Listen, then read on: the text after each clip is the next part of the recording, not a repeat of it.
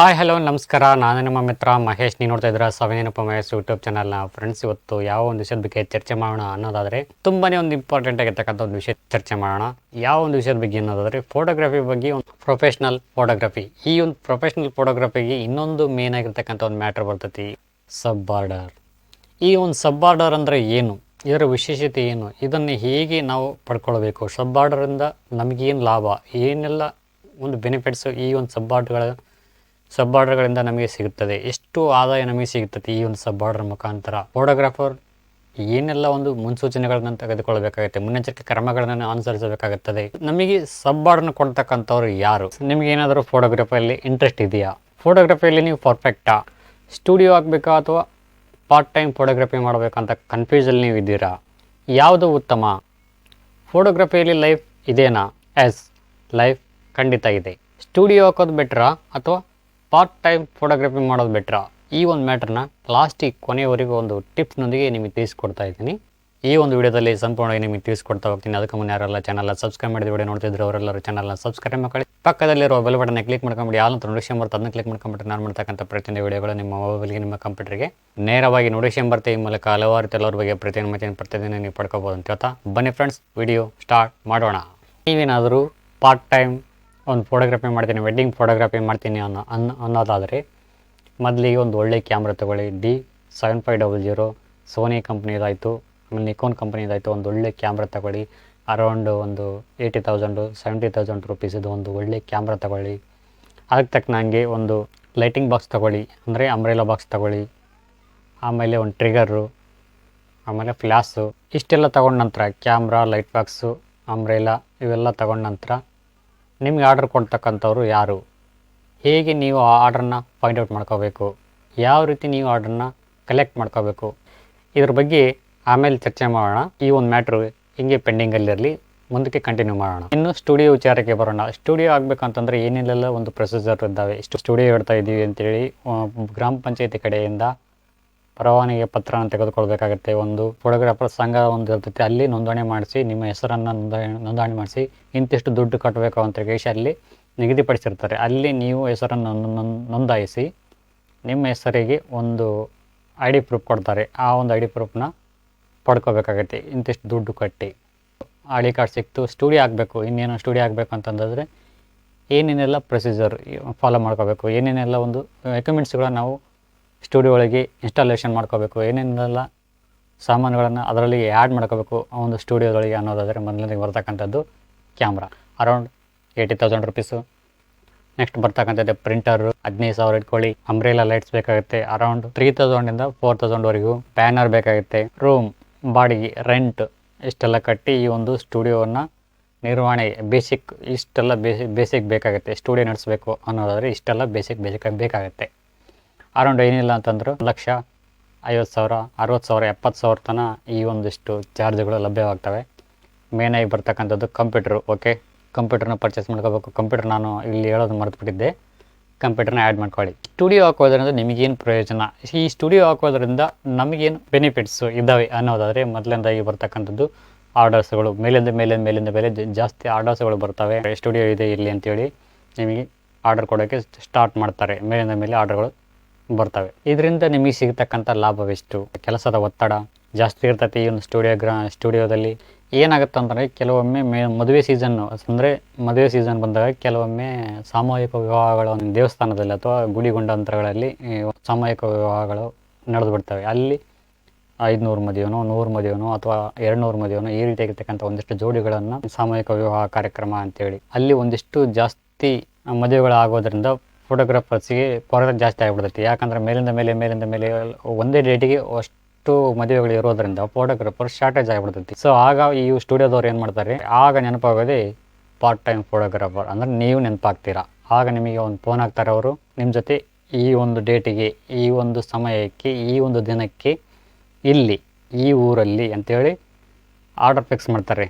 ಈ ಡೇಟಿಗೆ ಫಂಕ್ಷನ್ ಇದೆ, ನೀವು ಆರ್ಡ್ರನ್ನ ಕಂಪ್ಲೀಟ್ ಮಾಡಿಕೊಡಿ, ನಿಮಗೆ ಒಂದಿಷ್ಟು ದುಡ್ಡು ಕೊಡ್ತೀವಿ, ಇಂತಿಷ್ಟು ದುಡ್ಡಿನ ವಿಚಾರಕ್ಕೆ ಆಮೇಲೆ ಬರ್ತೀನಿ, ಇಷ್ಟು ದುಡ್ಡು ಕೊಡ್ತೀನಿ, ಈ ಡೇಟಿಗೆ ಫಿಕ್ಸ್ ಆಗೋ ಫ್ರೀ ಇದನ್ನಪ್ಪ ಅಂತಂದರೆ ನನ್ನ ಒಂದು ಆರ್ಡರ್ನ ಕಂಪ್ಲೀಟ್ ಮಾಡಿಕೊಡುವ ಸ್ಟುಡಿಯೋ ಮಾಲಕ ಒಬ್ಬರು ನಿಮ್ಮ ಅಂದರೆ ಪ್ರೊಫೆಷ್ನಲ್ ಫೋಟೋಗ್ರಾಫರ್ಗೆ ನಿಮಗೆ ಫೋನ್ ಮಾಡಿ ಹೇಳುತ್ತಾರೆ, ಆರ್ಡರ್ನ ಫಿಕ್ಸ್ ಮಾಡುತ್ತಾರೆ. ಆಗ ನೀವು ಆ ಸ್ಟುಡಿಯೋ ಮಾಲೀಕರ ಹತ್ರ ಹೋಗಿ ಅವರ ಒಂದು ಫೋನ್ ನಂಬರ್ನ ಅವರ ಒಂದು ಅಡ್ರೆಸ್ನ ಇಸ್ಕೊಂಡು ಅವ್ರು ಯಾವ ಊರಲ್ಲಿ ವಾಸ ಮಾಡುತ್ತಾರೆ, ಯಾವ ಊರಲ್ಲಿ ಮದುವೆ ಫಂಕ್ಷನ್ ಇದೆ, ಎಲ್ಲ ಡೀಟೇಲ್ಸ್ನ ಅವ್ರ ಮಾಲಕರ ಕಡೆಯಿಂದ ಅಂದರೆ ಸ್ಟುಡಿಯೋ ಮಾಲೀಕರ ಕಡೆಯಿಂದ ಫೋನ್ ಮಾಡಿ ತಿಳ್ಕೊಂಡು ಇವ್ರಿಗೆ ಕಾಂಟ್ಯಾಕ್ಟ್ ಮಾಡಿಕೊಂಡು, ಅಂದರೆ ಇವ್ರಿಗೆ ಸ್ಟುಡಿಯೋದವ್ರಿಗೆ ಕಾಂಟ್ಯಾಕ್ಟ್ ಮಾಡಿಕೊಂಡು ನೀವು ಫಂಕ್ಷನ್ನ ಫಿಕ್ಸ್ ಮಾಡಿಕೊಂಡು ಆ ಊರಿಗೆ ಹೋಗಬೇಕಾಗುತ್ತದೆ. ಆ ಊರಿಗೆ ಹೋದ ನಂತರ ಫಂಕ್ಷನ್ ಅಂದರೆ ಸಾಮೂಹಿಕ ವಿವಾಹದಲ್ಲಿ ನೀವು ಭಾಗಿಯಾಗಬೇಕಾಗುತ್ತದೆ. ಅಲ್ಲಿ ಹಲವಾರಷ್ಟು ಒಂದಿಷ್ಟು ಜನ ಫೋಟೋಗ್ರಾಫರ್ಸು ನಿಮ್ಮ ಜೊತೆಗೆ ಬಂದಿರ್ತಾರೆ. ಯಾಕಂದರೆ ಒಂದೇ ಕಡೆ ಕೂಡಿರ್ತಾರೆ, ಒಂದೇ ಕಡೆ ಒಂದು ದೇವಸ್ಥಾನದಲ್ಲಿ ಮದುವೆ ಇರೋದರಿಂದ ಎಲ್ಲರೂ ಸಾಮೂಹಿಕವಾಗಿ ಬಂದಿರ್ತಾರಲ್ಲ. ಸೊ ಆಗ ಹಲವಾರು ಜನ ಫೋಟೋಗ್ರಾಫರ್ಸು ಅಲ್ಲಿ ಬಂದಿರ್ತಾರೆ. ನೀವು ಏನು ಮಾಡಬೇಕು ಅಂತಂದರೆ ನಿಮ್ಮ ಒಂದು ಫೋನ್ ನಂಬರ್ ಆಯಿತು ಅವರಿಗೆ ಫೋಟೋಗ್ರಾಫರ್ಸ್ಗೆ ಕೊಟ್ಟು ಪರಿಚಯ ಮಾಡ್ಕೋಬೇಕಾಗತ್ತೆ. ನಮಗೆ ಒಂದು ಯಾವುದಾದ್ರೂ ಆರ್ಡ್ರ್ ಇದ್ದರೆ ಕೊಡ್ರಿ, ಫ್ರೀ ಇದ್ದಾಗ ನಾವು ಕಂಪ್ಲೀಟ್ ಮಾಡಿಕೊಡ್ತೀವಿ ಅಂತೇಳಿ ನೀವು ಒಂದು ಫೋನ್ ನಂಬರ್ನ ಕೊಟ್ಟು ಅವರೊಂದಿಗೆ ಉತ್ತಮವಾಗಿರ್ತಕ್ಕಂಥ ಒಂದು ಬಾಂಧವ್ಯನ ಬೆಳೆಸ್ಕೊಂಡಪ್ಪ ಅಂತಂದರೆ ಮುಂದಿನ ದಿನಗಳಲ್ಲಿ ನಿಮಗೆ ಆರ್ಡರ್ ಸಿಗುವ ಸಂಭವ ಜಾಸ್ತಿ ಇರ್ತೈತಿ ಅವ್ರ ಕಡೆಯಿಂದ. ಸೊ ಒಬ್ಬ ಪ್ರೊಫೆಷ್ನಲ್ ಫೋಟೋಗ್ರಾಫರ್ ಸಬ್ ಆರ್ಡರ್ ತಗೊಂಡ ನಂತರ ಏನೇನೆಲ್ಲ ಒಂದು ಪ್ರೊಸೀಜರ್ನ ಫಾಲೋ ಮಾಡ್ಕೋಬೇಕಾಗುತ್ತೆ, ಏನೇನೆಲ್ಲ ಸೂಚನೆಗಳನ್ನು ಅನುಸರಿಸಬೇಕಾಗುತ್ತದೆ ಅನ್ನೋದಾದರೆ ಮೊದಲನೇದಾಗಿ ಬರ್ತಕ್ಕಂಥದ್ದು, ಮದುವೆ ಫಂಕ್ಷನ್ ಮುಗಿದ ನಂತರ ಪಾರ್ಟಿ ನಿಮಗೆ ಒಂದಿಷ್ಟು ದುಡ್ಡನ್ನು ಕೊಡ್ತಾನೆ. ಅಡ್ವಾನ್ಸ್ ದುಡ್ಡನ್ನು ತಗೊಳ್ಳಿ ಅಂತ ಕೇಳಿ ಒಂದಿಷ್ಟು ಕೊಡ್ತಾನೆ. ಅಥವಾ ಅವ್ರು ಕೊಟ್ಟಿಲ್ಲ ಅಂದರೆ ನಾವು ಇಸ್ಕೊಂಡು ಬರಲೇಬೇಕು. ಇದು ಮೇನ್ ಮನದಟ್ಟ ಇಟ್ಕೋಬೇಕಾಗುತ್ತೆ. ಮನದಟ್ಟಾಗಿ ಅವರು ನಾಳೆ ಕೊಡ್ತೀನಿ ನಾಡ್ದು ಕೊಡ್ತೀನಿ ಅಂತ ಹೇಳ್ತಿರ್ತಾರೆ, ಬಟ್ ಬಿಡಲೇಬಾರ್ದು. ಆವತ್ತಿನ ದಿನ ನಾವು ಎಷ್ಟು ಪೇಮೆಂಟ್ ಇರ್ತೈತೋ ಅಷ್ಟು, ಏನಿಲ್ಲ ಅಂತಂದ್ರೂ 5,000 ರೂಪಾಯಿ ಅಥವಾ 10,000 ರೂಪಾಯಿನೋ ಎಷ್ಟು ನಮ್ಮ ಒಂದು ಕೆಲಸ ಎಷ್ಟಿರ್ತೈತೋ ಅಷ್ಟನ್ನು ಇಸ್ಕೊಂಡು ಅಡ್ವಾನ್ಸ್ ಎಷ್ಟು ಸಾಧ್ಯ ಆಗುತ್ತೋ ಅಷ್ಟು ಅಡ್ವಾನ್ಸ್ನ ಇಸ್ಕೊಂಡು ಬರೋ ಪ್ರಯತ್ನ ನಾವು ಮಾಡಬೇಕು.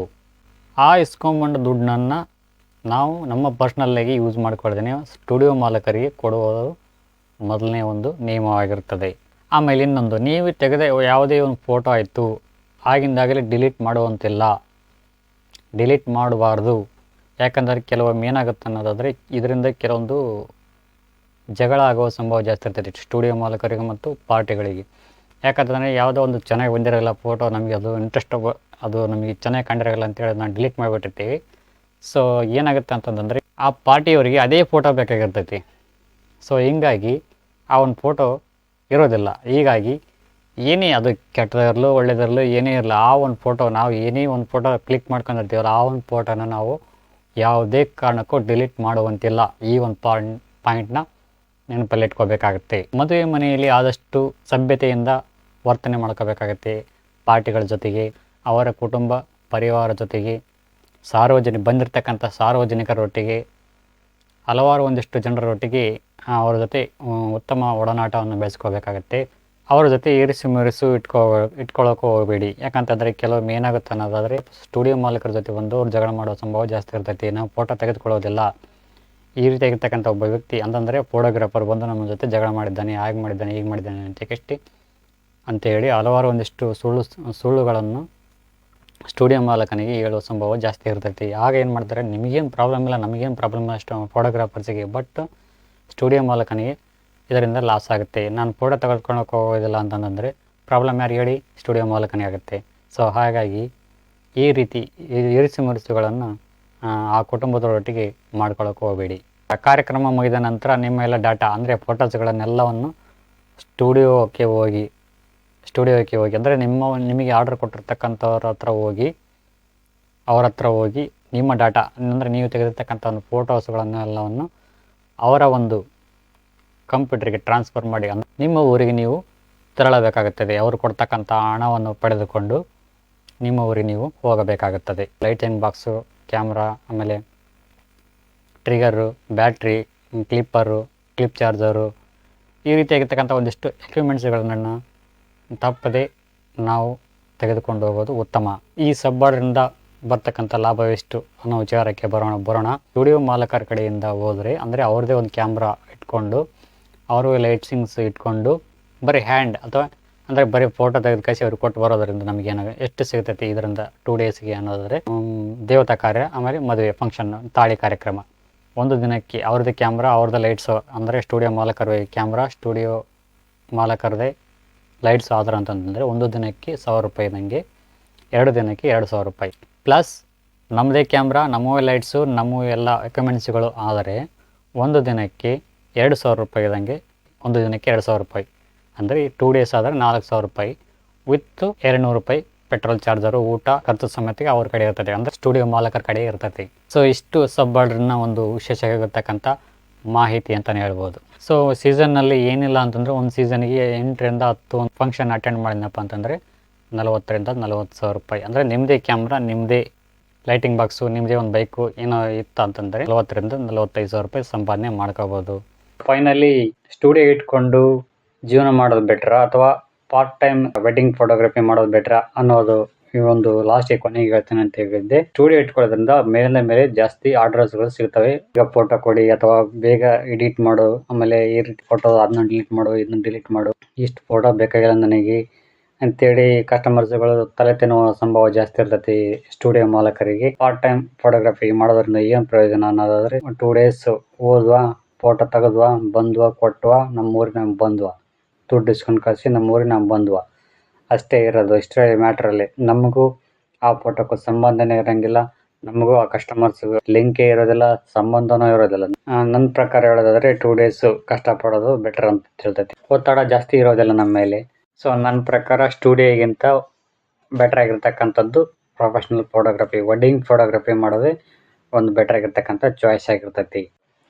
ಸ್ಟುಡಿಯೋ ಹಾಕಿದರೆ ಲೈಟ್ ಟೈಮ್ ಇರ್ತೈತಿ, ಇದು ಪಾರ್ಟ್ ಟೈಮ್ ಇರ್ತೈತಿ, ಅಷ್ಟೇ ವ್ಯತ್ಯಾಸ. ಸೊ ಗೈಸ್, ಇದಾಗಿತ್ತು ಇವತ್ತಿನ ವಿಡಿಯೋ ಇಷ್ಟ ಲೈಕ್ ಮಾಡಿ, ಕಮೆಂಟ್ ಮಾಡಿ, ಶೇರ್ ಮಾಡಿ ಅಂತ ಹೇಳ್ತಾ ಥ್ಯಾಂಕ್ ಯು.